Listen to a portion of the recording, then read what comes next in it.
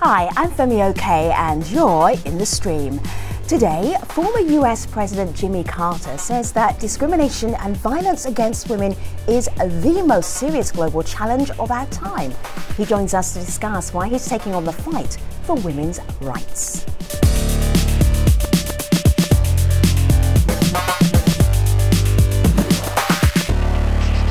Jimmy Carter, the 39th President of the United States and winner of the 2002 Nobel Peace Prize, is in the stream. President Carter, it's great to have you with us. Welcome.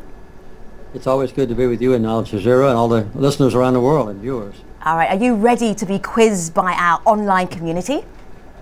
I'm ready if you are. All right. Okay, we're standing by. Malika Bilal is our digital producer. When we told our online community that President Carter was going to be here in the stream, what was the reaction? Well, it was varied, but it looked something like awesome. Okay. There was a tweet that said yippee. And that's because over the years we've gotten several calls from our community to feature President Carter. This is just one of them. This one came in from the UAE. Here's another call, and this one's coming from Pennsylvania. So today, for those of you at home, you'll get a chance to ask President Carter your questions on today's topic. All you have to do is use the hashtag AJStream.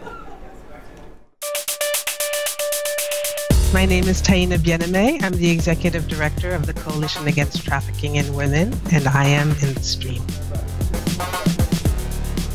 Back in 2014, President Jimmy Carter wrote a book called A Call to Action: Women, Religion, Violence and Power. In it, he addresses the suffering inflicted upon women and draws upon his own experiences and the testimony of women from different regions to demonstrate that they are being denied equal rights. This week, the Carter Center has been hosting a forum called Beyond Violence: Women Leading for Peaceful Societies. The event brings together human rights advocates from 20 countries to talk about the advancing rights of women and girls. To help us discuss these issues with President Carter, we're also joined by Manal Omar, Acting Vice President of the Middle East and Africa Center at the United States Institute of Peace, and Seema Samar is Chairperson of the Afghanistan Independent Human Rights Commission and the former Minister of Women's Affairs in Afghanistan. Great to have you all here in the stream. Mr. President, this is very bold of you to say women's rights and equality, the most unaddressed problem in the world, the most important. How do you back that up? Well, there's no doubt that it's the most terrible human rights violation on earth, and it exists among almost half the people who live on earth. There are 160 million girls missing from the face of the earth who've been killed by their parents at birth because they prefer sons instead of daughters.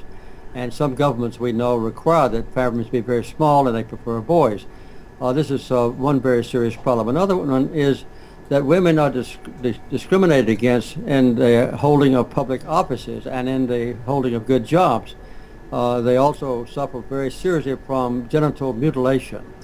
In Egypt, for instance, 90% of all the females living today have had their genitals mutilated when they were young girls.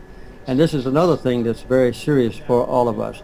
So women are deprived of equal rights everywhere they live, in every country on earth, and prostitution makes possible the more serious, I would say, slavery trade in the world now than even existed in the 19th century when everybody was concerned about it. In Atlanta, Georgia, we have between 200 and 300 people sold into slavery every month in Atlanta, Georgia, where I live and where the Carter Center is located. These are the kind of things that go on every day, and also in the U.S. military. We have last year 16,000 cases of sexual assault.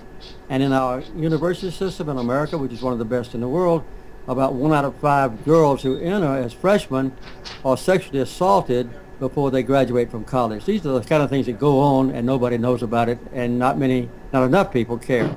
So, Mr. President, you just reeled off 5 or 6 issues there just in the space of a minute and a half or so. How do you get people to even focus and decide, okay, let's tackle this as an issue? Or are you just trying to get everybody just to think in a different paradigm and actually think about the world from a women's perspective? Well, I wrote a book last year about this same subject, and it sold several 100,000 copies, and I sent a copy to every head of government on earth, including the Pope in Rome, yes, and urge them to correct the problems that exist in the misinterpretation of Holy Scriptures, and also the increasing resort to violence in the world, and making violence kind of a normal thing to do. And when the violence is perpetrated in a community, quite often it's the girls and women who suffer from the violence of different kinds. Another thing that I did mention before is honor killings, where families see one of their innocent daughters raped by a stranger, and the families will interpret that as a disgrace on the family itself, and they themselves will murder their own daughter or their own sister because she's brought disgrace on the family. These are the kind of things that are accepted as normal in some societies on earth. They need to be corrected. When you sent your book around the world, who actually wrote back? Who responded? We had responses from about 40% of all the heads of state on earth. Okay. In fact, the Pope wrote me back, Pope Francis, whom I really admire, and he said he would anticipate that the role of women in the Catholic Church, for instance, would be increasing greatly in future years. So that's another very encouraging thing, just among all the members that have responded to me. Well, President Carter, I want to raise with you some of the things our community has brought up that are important to them, and you've already talked about them, so I just want to show you that these are issues that they care about also. Debo on Twitter says that he wanted to hear you talk about female genital mutilation, domestic violence. Miss K writes in that one of the issues close to her heart was honor killing, so they're happy that you brought those up. But I want to direct this next tweet to you. This is from Andy, and she has a question. She says, social visibility goes a long way in the fight for equal rights. Unfortunately, in the U.S., women are still denied that spot. What do you make of that perception? Well, the United States, in the measurement that the World Economic Forum issues every year, the United States ranks 23rd among the nations of the world in treating women equally to men. And a lot of this is because women are hired later. There are 500 big corporations in the Fortune 500. Only 23 of them have women CEOs. They are paid less than the men are. And women, we know, for doing full year's work, get paid about 23% less than an average man. Also, women are much greatly deprived in holding equal rights on local, state, and public elected officials as those.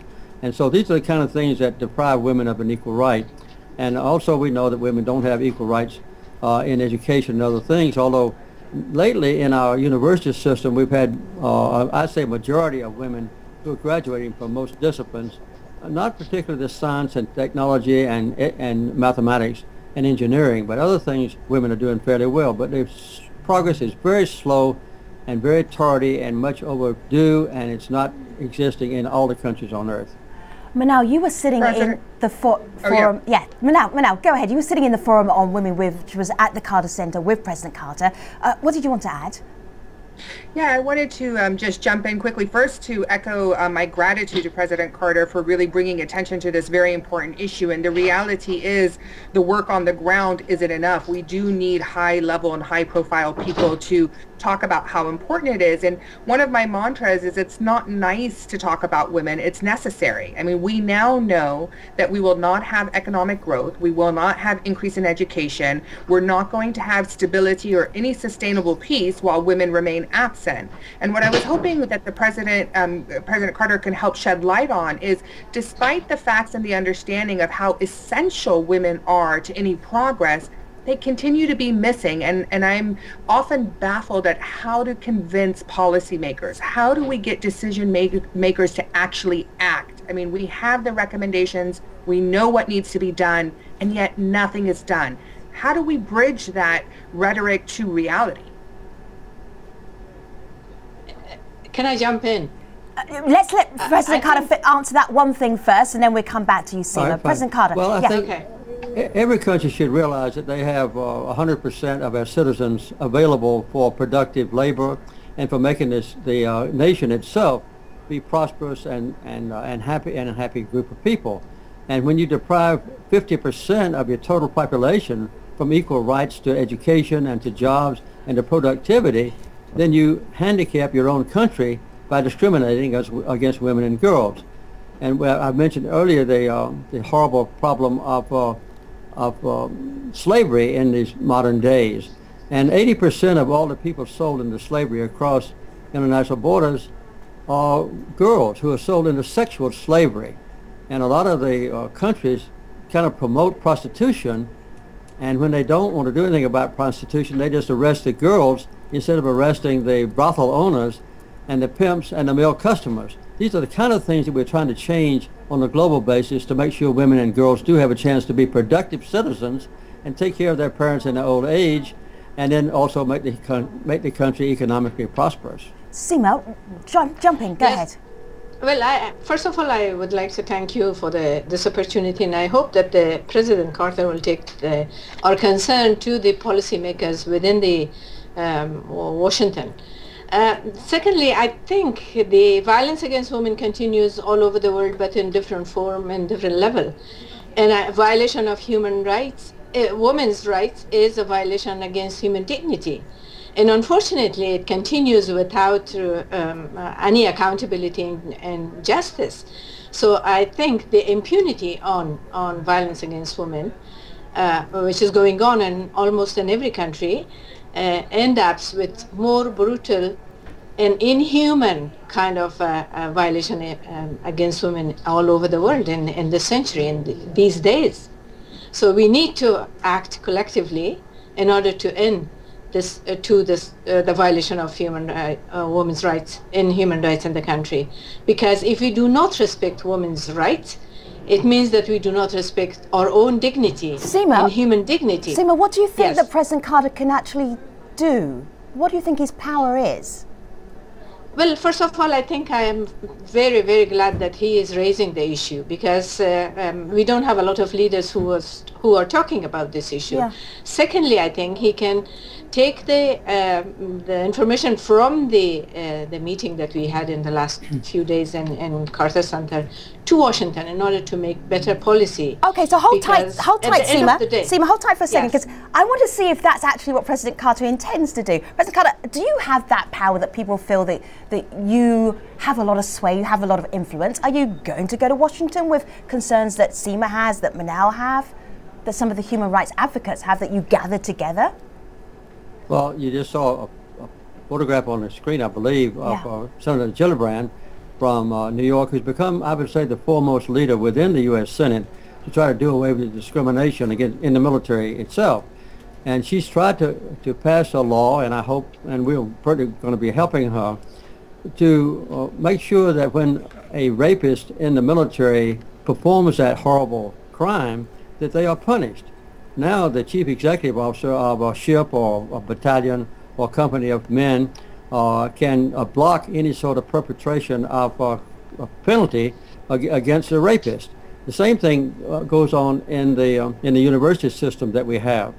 I just mentioned how many of the women who enter colleges in the United States are raped before they get out of college.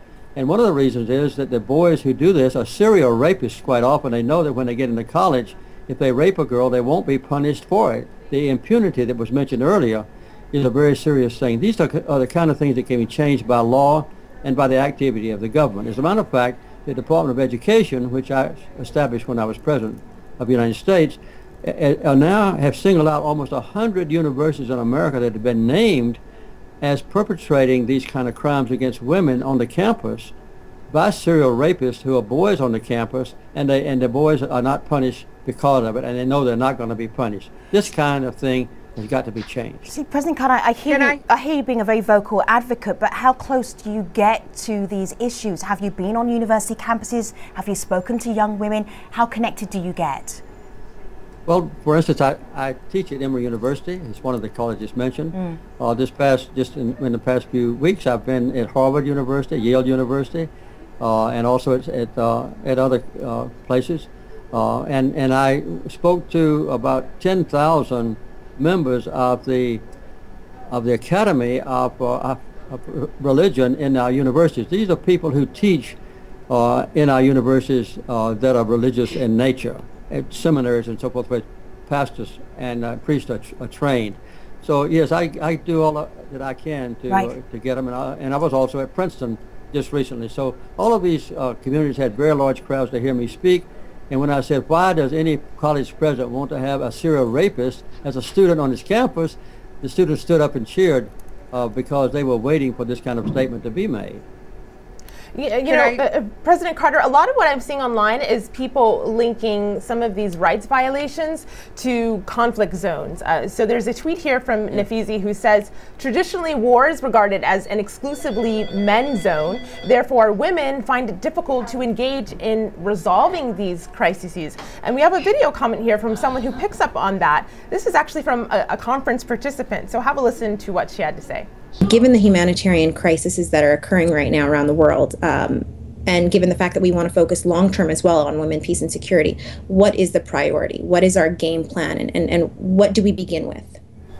President Carter, how do you even go about making a game plan? What do you start with?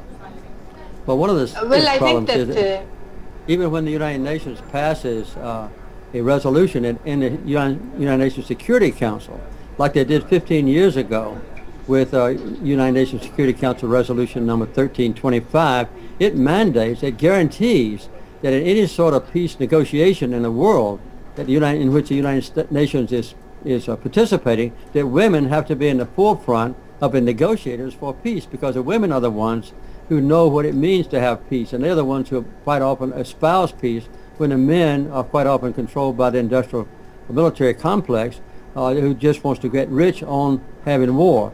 So women have a much greater commitment to peace inherently than do men, because they know the problems within the family, and they're the ones that suffer when the men go off to war by bombing and also by rape in war zones. These are the kind of things that women know much more than men. Let me bring back in Manal. Seema, we'll get to you as soon as we get to Manal. Manal, you go first. Yeah, I just wanted to pause 1 second, because I think one of the things that's very different about this forum that I experienced, and about what President Carter was just saying a moment earlier ago, that is essential and in my opinion has been missing in the past 2 decades that I've worked on women's issues, is the fact that President Carter is including America and U.S. issues in this global issue of women's rights. Too often conferences are singling out overseas or conflict zones without acknowledging that it's truly global. This allows a lot of legitimacy for President Carter to then comment on overseas issues. And I just wanted to make sure that we paused and recognized that difference. I also wanted to just ask President Carter a question about engaging religious and tribal leaders. It was a discussion that happened over the last 2 days, and there's some resistance because there's a fear that by engaging them that you're elevating them above rule of law, but there's also a reality that by not engaging them, we may not be able to change from within institutions. And how do we reconcile those two feelings? One of the most important things that happened this last 2 days has been the outpouring of leaders from Islamic communities throughout the world who have come to the center to give their testimony that they are mandating that under the Quran in the Islamic world, that men and women should be treated equally before God or before Allah. And this is very important. Quite often Christians are not nearly so forthcoming as are the Muslims in saying, let's correct the problem that exists in our world. And we know that the misinterpretation of the Holy Scriptures, no matter what the religion might be, is one of the major causes of discrimination against women, because if a man believes that his religious leaders are telling him that women are not equal to men before God, then they feel at ease in cheating women or abusing women physically or depriving women of an equal pay compared to men if they are an employer. So this is a root cause of the discrimination against women, is a misinterpretation of the Holy Scriptures. Seema? Yes, I think I fully agree with the President Carter said and my other colleagues said, but I would like to say that the violence against women is not only in the conflict zone. It is existing everywhere, but as I said, that in different level. What is really important that we all should push for accountability for ending the culture of impunity in the violence against women, and to recognize that the women are important part of humanity. So the violence against them is violence against humanity. So that we should really recognize and push for improvement of the situation of human rights of women, because we cannot have humanity without women's existence. So if we really have violence against women within the family, within the society, we cannot expect peace in the society, in the country, or in the world. You know, what everybody should do, men and women around the world, leaders and also just private citizens, is to assume that violence against a woman or a girl is the same as torture. Because Absolutely. quite often because this is done with impunity, and quite often if a husband abuses his wife or if a boyfriend abuses his girlfriend, or if a male student abuses a girl on the same college campuses, or if an officer or enlisted man in the military abuses a girl, or a fellow soldier or sailor just because they're a girl, that is a horrible crime, and they ought to be treated as crime and treated on the same basis as torture. Yeah. It's crimes against humanity, and it should be treated that way. Let me just bring in the community. Malika. Well, there's a question here that I wanted to pose to the president. Unify is asking on Twitter, which countries can be a model for women's rights, and what are they doing right? So talking about successes there. Well, the United States is lagging behind, as I've already said. I would say some of the other countries are doing well. The best in this hemisphere, in the Western Hemisphere, happens to be Nicaragua. And the best of all has been, I would say, Iceland, Switzerland, and the Scandinavian countries, Denmark, Sweden, Norway, Finland. They would be at the top of the list of those who treat women on an equal basis as men. If anybody's interested in this, the World Economic Forum publishes a list every year of nations in order of their achievement of giving women equal rights, and you can look it up on the internet if you're interested in seeing how your country does rank. Quite often the countries in the Middle East rank quite low, but the United States doesn't have anything to brag about either. I think Canada is 22nd in the world, and the United States is 23rd. So this is because we deprive women of an equal right to hold public office at the local, state, and national level, and also we deprive women of an equal right to earn the same income for the same kind of work. Mr. President, we're almost at the end of this program. I'm looking here at my laptop at this website, forumonwomen.carterscent.org. You, for the last day and a half, have gathered together human rights advocates from around the world. They've all been talking, they've been sharing their ideas with you. Now what? Well, we hope they'll look at Forum on Women, which is our website, and from now on, we hope that all the activists in the world, including those that were at our session this last 2 days and also last year, will be involved. But everybody that is interested in the subject of just doing away with discrimination and abuse of women and girls should go online and add their contribution, ask their questions. We'll be glad to answer them, and join in this crusade to end, as I said before, this most horrible and unaddressed abuse or crime against any human being, and that is against women and girls throughout the world. And finally, we've been talking about one of your books based on, which is what the forum was sort of based about, which is looking at equality for women and how women are suffering around the world and how we should pay more attention to them. But you've written 28 books, and there's one title that just stood out as I've been watching you over the last couple of days and on this show, The Art of Aging. In a nutshell, can you share? Because I want to be like you. If I live to be 91, I want to be just like you. What did you do? You know, that book was a very interesting book, because I point out that when you do reach, say, retirement age, that is, you don't have to work every day to earn a living for you and your family, then that gives you a new degree of freedom, which you probably haven't had any other time in your life. Okay. You can take up writing a book. I've written 29 books. I just finished my 29th one, as a matter of fact. I left one off the list. Sorry about that, Mr. President. Well, thank you very much. I've enjoyed 69 years with my wife. I'm 90 years old. All right. Still going strong, and this is one of my top priorities, is to do away with discrimination against women and Maybe girls. the secret is Mrs. Carter. I don't think she'll come and live with me, but never mind. President Carter, Manal Omar, Seema Samar, thank you so much for being guests on the stream. We've really enjoyed your company. Join us for the next show when we'll be talking about bioethics, one baby with 3 biological parents. I know we'll explain the science tomorrow. Thank you very much, Mr. President. It's great having you on the stream. Take care.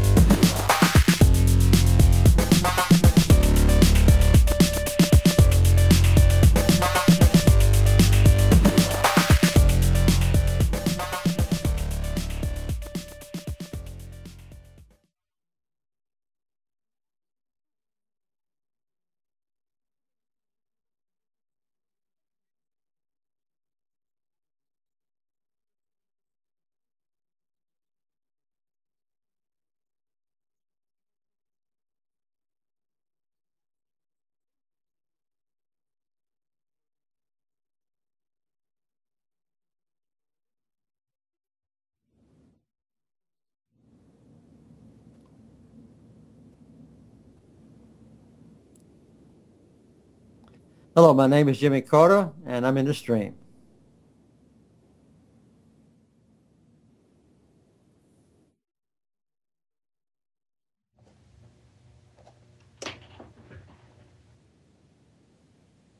Okay. Hi, I'm Manal Omar. I'm Vice President of Middle East and Africa Center at the U.S. Institute of Peace, and I'm in the stream.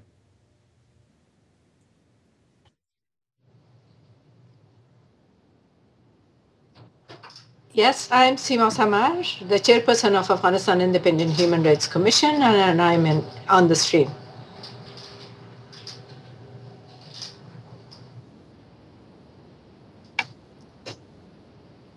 Okay. I'm Seema Samar. I'm the chairperson of Afghanistan Independent Human Rights Commission, and I'm in the stream.